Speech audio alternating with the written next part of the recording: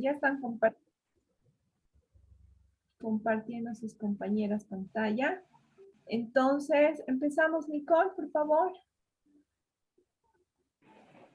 Ya, está bien.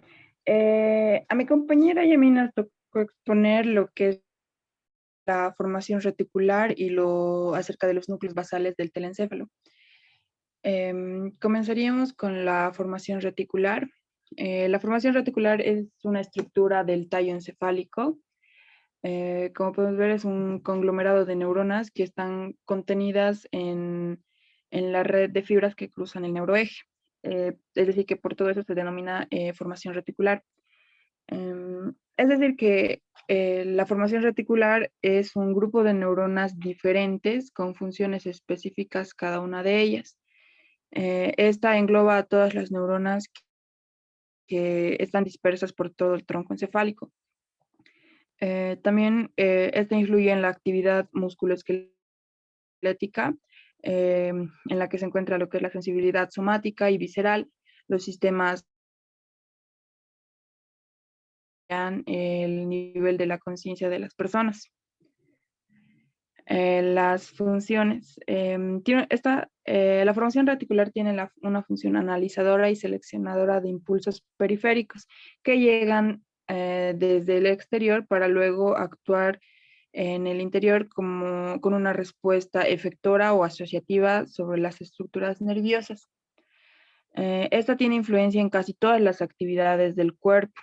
Podemos mencionar específicamente la regulación del tono muscular, que se dan por el haz del retículo espinal y el retículo bulbar.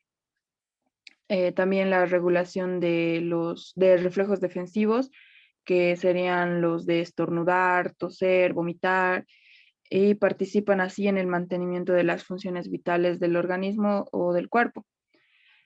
También tenemos la regulación del mecanismo de vigilia o sueño. Esta viene a ser la función más importante que existe en las personas y es como lo mencioné, es de vital importancia. Eh, si a esta, si a esta se presenta alguna lesión o alteración, se puede dar, por ejemplo, cuando se aplica anestesia. Al aplicar la anestesia, esta va a proceder a paralizar a la formación reticular. No va a haber funcionamiento de nada y va a estar totalmente paralizada. La lesión en la formación reticular induce el coma. Cuando se lesiona la formación reticular o tiene algún tipo de daño, esta automáticamente procede a enviar a la persona a un estado de coma. eh, o también llamado estado vegetativo, que es un ciclo inconsciente del estado de vigilia o sueño, donde el paciente puede quedar en coma durante 1 o 2 semanas, dependiendo del grado de la lesión. Por último, tenemos la lesión en la formación reticular, específicamente en la protuberancia o el bulbo raquídeo, que produce un bloqueo. Este bloqueo es cuando el paciente está despierto, pero este mismo no puede interactuar con las personas o con su entorno en el que esa persona se encuentre. También esa lesión puede denominarse síndrome de enclaustramiento. Procedemos con ubicación, límites. ¿En dónde se encuentra la formación reticular? Esta, al tratarse de un grupo de neuronas demasiado complejas de visualizar, tanto y también no se puede tener una ubicación específica. Lo que se sabe es que las neuronas que componen a la formación reticular se encuentran en diversas partes y zonas de la médula espinal y en el tallo encefálico. Los núcleos de la formación reticular se extienden desde la parte alta de la médula cervical a través de la médula oblongada, el puente, el mesencéfalo, el subtálamo, el hipotálamo y por último el tálamo.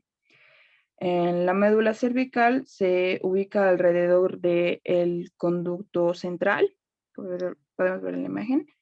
En el tronco encefálico se ubica a nivel del tegmento entre los núcleos de los pares craneales y las grandes vías ascendentes y descendentes. Y por último, en el diencéfalo lo ubicamos en el tálamo. Los núcleos de la formación reticular. Las neuronas de la formación reticular se encuentran organizadas por núcleos a nivel de la médula oblongada, a nivel del puente, a nivel del mesencéfalo y el tálamo. Según los núcleos, tenemos los núcleos de la médula oblongada, los núcleos pontinos, los núcleos mesencefálicos y los núcleos talámicos. Los núcleos reticulares mesencefálicos y diencefálicos son los activadores de la corteza cerebral. Estas invierten y intervienen en el estado de vigilia, es decir, cuando la persona está despierta. Voy a proceder a explicar o mencionar los núcleos que se encuentran primero en la médula oblongada. Los núcleos que se encuentran en la médula oblongada serían las de color amarillo, sería el núcleo reticular del RAFE o mediano. La de color verde es el núcleo reticular medial o paramediano. La de color rosa sería el núcleo gigantocelular y la de color rojo, el núcleo reticular lateral. Estos serían los núcleos que están en la médula oblongada.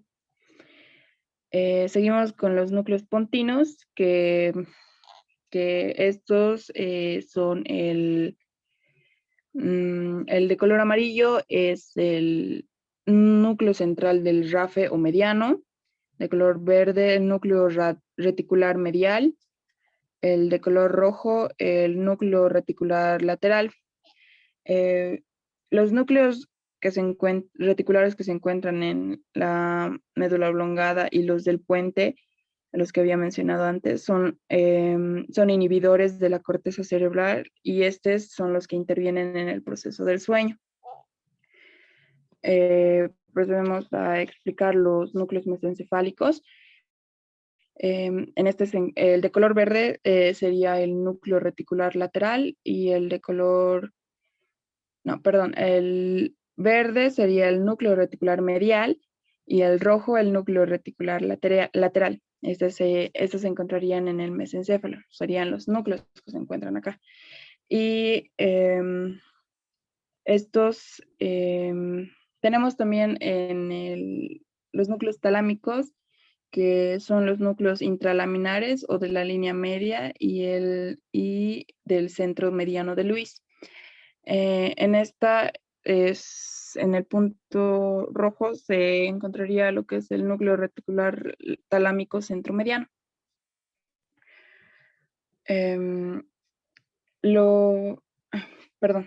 Seguimos con lo que son las conexiones.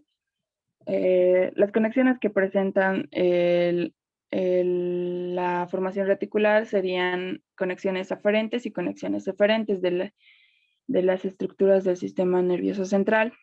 Tenemos las conexiones con la médula espinal, las conexiones aferentes y eferentes. En las conexiones aferentes tenemos las fibras espinoreticulares. Estas fibras que proceden de las astas posteriores llegan a conectarse con los núcleos gigantocelulares lateral y medial o el núcleo paramediano de la médula oblongada. Estos proceden a hacer sinapsis con núcleos reticulares pontinos. En las conexiones eferentes tenemos al haz del retículo espinal medial y el haz del retículo espinal lateral. El haz del retículo espinal medial son fibras homolaterales que se originan en los núcleos reticulares del puente. Son fibras excitadoras que terminan en las motoneuronas gamma de las astas anteriores de la médula espinal y el haz del retículo espinal lateral. Estas son fibras cruzadas que se originan en los núcleos de la formación reticular de la médula oblongada. Estas terminan en las motoneuronas alfa de las astas anteriores de la médula espinal y tienen un efecto inhibidor. Seguidamente voy a explicar un poco después de esta diapositiva, voy a explicar algunas de las conexiones que se encuentran en el cerebro. Seguimos con las conexiones con el cerebelo. Tenemos las conexiones aferentes y en este caso solamente serían aferentes, que serían las fibras cerebroreticulares y las fibras reticulocerebelosas. Las fibras cerebroreticulares, estas proceden de los núcleos centrales del cerebelo y van por la ruta de los pedúnculos cerebelosos superiores e inferiores. Estas se conectan con los núcleos reticulares pontinos y la médula oblongada. Seguimos con las fibras del retículo cerebeloso. Estas se originan a diferentes niveles de la formación reticular, se dirigen a través de los pedúnculos cerebelosos superiores e inferiores y terminan conectándose con lo que son las neuronas de la corteza cerebelosa. Seguimos con las conexiones con el hipotálamo. Tenemos conexiones aferentes y eferentes. En las conexiones aferentes estaría el fascículo longitudinal, que está representada por el fascículo longitudinal dorsal el fascículo dorsal de Schultz, que este es un trayecto descendente que envía conexiones colaterales, así excitando a la formación reticular y a los núcleos vegetativos que se encuentran en el tronco encefálico. Las conexiones eferentes de estas también son las fibras reticulohipotalámicas, que van por medio de fibras reticulohipotalámicas que se conectan con los núcleos hipotalámicos vegetativos. También tenemos las conexiones con el cuerpo estriado. En este caso no tenemos una conexión aferente ni eferente. Es el cuerpo estriado que está conformado por el núcleo caudado, el putamen y el globus pálido. El cuerpo estriado, mediante las fibras estrioreticulares o reticuloestriadas, se integran con la formación reticular y estas tienen influencia en lo que es el sistema motor extrapiramidal. Por último, tenemos las conexiones con la corteza cerebral, estas que son de vital importancia para nosotros. Esta cuenta con conexiones aferentes y eferentes. En las conexiones aferentes, se denomina formación reticular descendente de la corteza cerebral. Esta tiene esa denominación por el conjunto de fibras córtico-reticulares que la integran. Estas neuronas se comunican con la corteza cerebral mediante las fibras córtico-reticulares que proceden de las áreas motoras, ya sean sensitivas, auditivas, visuales, olfativas y de la corteza del cíngulo. Cíngulo o circunvolución del cuerpo calloso. También en las conexiones eferentes están representadas por fibras ascendentes y de función activadora denominados sistema activador reticular ascendente de la corteza cerebral o con sus siglas SARA. Estas fibras son axones reticulares pontinos mesencefálicos y talámicos que llegan a la corteza cerebral por una vía, que llegan a la corteza cerebral por dos vías. Una es la vía talámica y la otra es la vía extratalámica. Acá les había mencionado que tenemos lo que son las conexiones aferentes y eferentes. Primero podemos ver a las fibras corticales, que son conexiones eferentes, y estas se conectan con lo que es la corteza cerebral. Tenemos también a las fibras reticulocerebelosas, que son igual conexiones aferentes, y estas se conectan con el cerebelo. Tenemos las fibras cerebroreticulares, que también son aferentes y de igual manera se conectan con el cerebelo.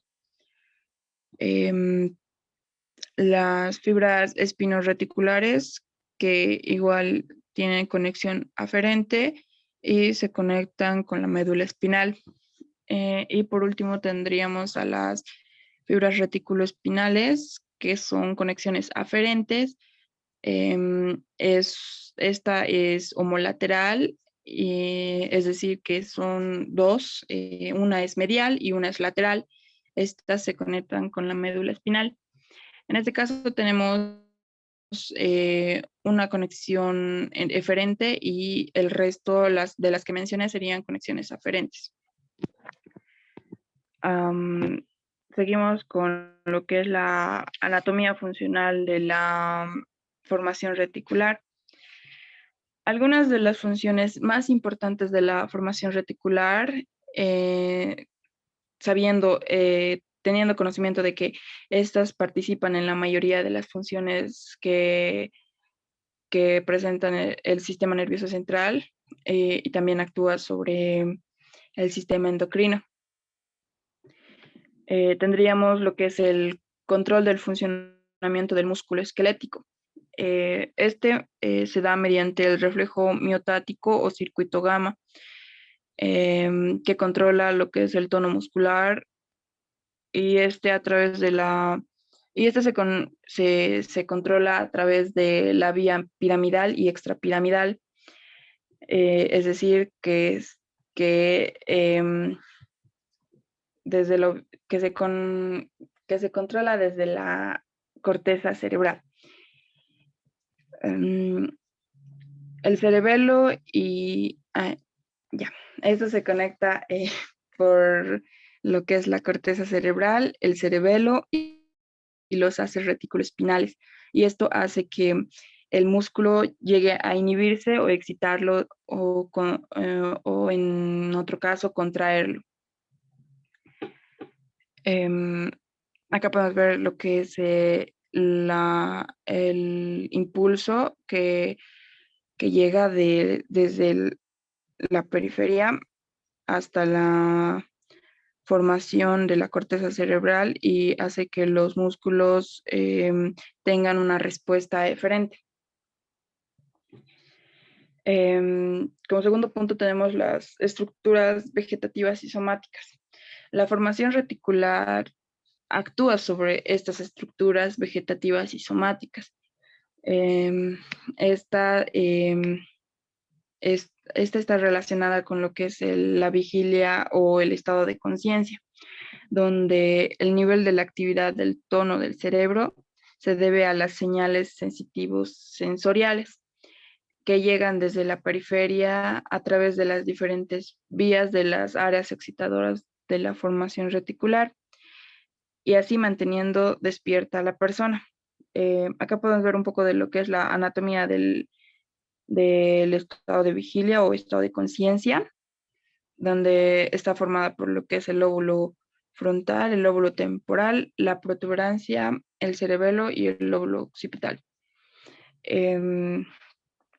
También la segunda imagen nos muestra algún tipo de alteración que puede llegar a sufrir, digamos, una persona que tenga una alteración en lo que es las estructuras somáticas o vegetativas, lo que sería que ocasionen un daño, como por ejemplo un daño metabólico que dañaría o se vería a través de las pupilas. Al visualizarlas sería una pupila pequeña y reactiva. una afección diencefálica, igual las pupilas serían pequeñas y estas serían reactivas. Una alteración mesencefálica sería donde las pupilas estén en posición media y fijas. Y una alteración en la protuberancia serían fungiformes. Y la última imagen haría referencia a lo que es el estado de conciencia o vigilia del cerebro para que la persona esté en todo momento atenta o en vigilia, como se dice. Tenemos la intervención en el mecanismo del sueño, que después de un tiempo de estado de conciencia o vigilia o en que la persona esté despierta, las neuronas reticulares del área excitadora se fatigan y estimulan así paralelamente a los centros del sueño. Acá tenemos la estructura del mecanismo del sueño, o sea, todo lo que compone, lo que conlleva a que a la persona entre en un mecanismo pasivo de sueño. Todo esto hace que la persona duerma, ya sea por la fatiga o diferentes factores que intervienen en esta. Los que principalmente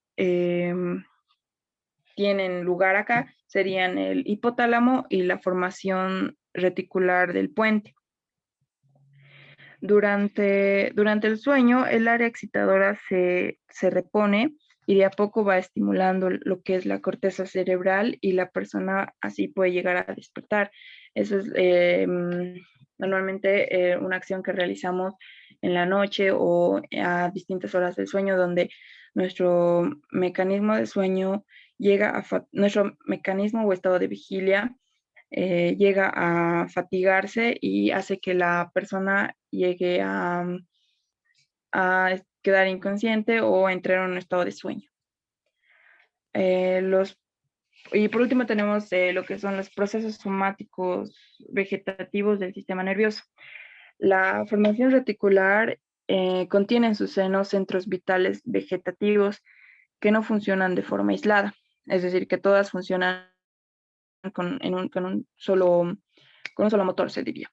Estas se integran a los procesos somáticos vegetativos del sistema nervioso, como podemos ver en la imagen.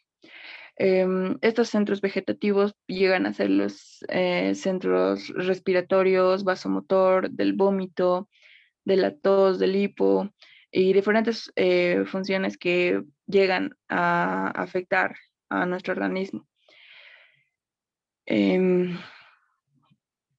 Por último, hay una cita de John B. French, que ha sido uno de los científicos que mejor ha llegado a estudiar y a comprender lo que es la formación reticular. Él dijo que la formación reticular es una máquina integradora del sistema nervioso. Puede llegar a hacer que despierte el cerebro de la conciencia y lo mantiene alerta. También que controla el tráfico de mensajes del sistema nervioso y dirige a lo que son los estímulos que golpean a nuestros sentidos. También puede aceptar o rechazar lo que necesitamos, los componentes que necesitamos o componentes que sean importantes para nuestro organismo. También equilibra y perfecciona nuestra actividad muscular y nuestros movimientos corporales. Incluso puede llegar a contribuir de forma importante en lo que son los procesos mentales más elevados, como por ejemplo tenemos en la concentración, la atención, la introspección y todas las demás formas de racionamiento que existen. Eso sería, Alicia. Mi compañera va a continuar con lo que son los núcleos basales del telencéfalo. Ya, está bien. Yo voy a continuar sobre los núcleos basales del telencéfalo. Primeramente, los ganglios basales son grandes estructuras neuronales subcorticales que forman un circuito de núcleos interconectados. Su función es la iniciación e integración de movimiento. Esta recibe información de la corteza cerebral y del tronco encefálico. Y la procesan y proyectan de nuevo a la corteza, al tronco y a la médula espinal para contribuir hacia la coordinación del movimiento. Estas son estructuras profundas de naturaleza motora extrapiramidal. Funcionan de manera estrecha con la corteza cerebral y los núcleos caucado, putamen y globo pálido. Estos conforman el cuerpo estriado. También existen otros núcleos como el claustro, el amigdalino, el accumbens, y sus funciones difieren en el cuerpo estriado. Un cuerpo estriado está dividido en dos núcleos, que es el caucado y el lenticular. El lenticular está compuesto por el globo pálido medial y el putamen lateral. Y a su vez, estos dos últimos se los conoce como núcleo lenticular por el aspecto del lente que lo adquiere. Como podemos ver en la imagen, que está el globo pálido externo y el globo pálido interno. Y el cuerpo estriado se encuentra en el inferior del hemisferio cerebral. Esta tiene una forma grisovoide que está dividido en dos, el caucado y el lenticular. Desde el punto de vista filogénico, se divide en dos, que es en neuroestriado y en paleoestriado. El núcleo caucado y el núcleo lenticular están separados por una franja de fibras correspondientes a la cápsula interna.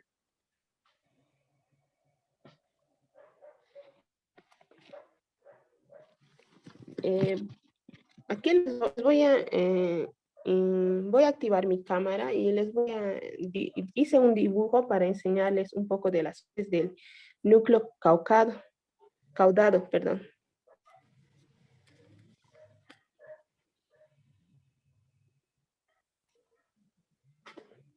Aquí, como podemos ver, en esta parte podemos encontrar la cabeza del núcleo caudado, esta parte que es la franja anaranjada. Y esta parte en la parte inferior podemos encontrar al tálamo. Abajo del tálamo podemos encontrar la cola del núcleo caudado, perdón. Y también en esta parte azul podemos encontrar al putamen. Y en la parte lila podemos encontrar al globo pálido lateral. Abajo, en la parte inferior, se encuentra el globo pálido medial. Estas conforman el núcleo lentiforme.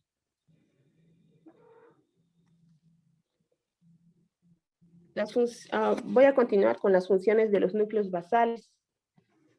Las funciones de los núcleos basales son dos, que es la función motora y la función sensoriomotriz. La función motora es donde los ganglios basales invierten en la ejecución del movimiento iniciado en la corteza motora. Esta es a través de diferentes circuitos. Incluyen el sistema piramidal. También los núcleos basales son motores extrapiramidales.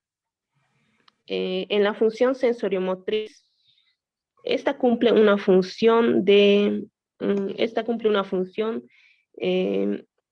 dopaminérgicas, que son inhibidoras, y las corticales sensoromotrices son excitadoras.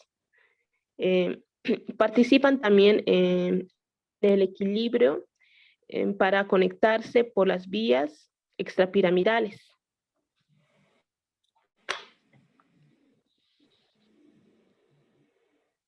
Siguiente, por favor, Nicole. Gracias. El núcleo caucado. Este núcleo tiene una forma de extremidad gruesa. Está denominada cabeza del núcleo caucado y se enrolla en el ventrículo lateral, como les mostré en la imagen, y tiene una coloración gris y rojiza. Su longitud es aproximadamente de 7 centímetros. Esta tiene una configuración externa y una configuración interna. En la configuración externa podemos ver que esta se divide en 3 partes, que es la cabeza, el cuello y la cola. Y 2 líneas verticales que pasan por el agujero intraventricular y otro a nivel del espléndido del cuello calloso y el pulvinar del tálamo. Vamos por las partes de la cabeza. En la cabeza es el segmento anterior grueso del núcleo caudado.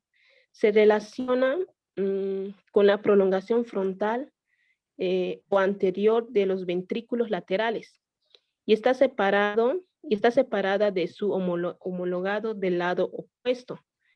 Esta se proyecta a nivel de la sustancia perforada anterior y está parcialmente unida con el putamen del núcleo lenticular. Vamos por el cuerpo. El cuerpo es la porción medial del cuello del núcleo caudado. Esta presenta una cara superior que es ventricular, bañada por el líquido cefalorraquídeo y una cara inferior que se adquiere a la cápsula interna. También tiene sus bordes, que es el borde interno. Forma junto con el tálamo, el surco tálamo estriado. Y también hay su borde externo. Esta se relaciona con el cuerpo calloso y la sustancia blanca. Vamos con la cola. La cola es la parte posterior inferior, delgada del núcleo caudado. Rodea lateralmente al pulvinar del tálamo, adelgazándose paulatinamente y terminando en la proximidad del núcleo amigdalino, a nivel de las prolongaciones temporal o esfenoidal de los ventrículos laterales. Y en la configuración interna tenemos en los cortes neuroanatómicos se presentan como una estructura gris homogénea.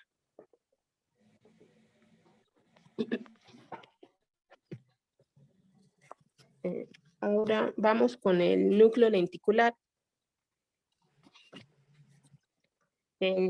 Este núcleo es la porción extraventricular del cuerpo estriado. Tiene una estructura subcortical del encéfalo. Esta está situado en la parte interna. Forma parte de los ganglios basales y un conjunto de estructuras. Y está ubicado por debajo y fuera del núcleo caudado. Esta mide aproximadamente 4,5 centímetros. En su configuración interna podemos encontrar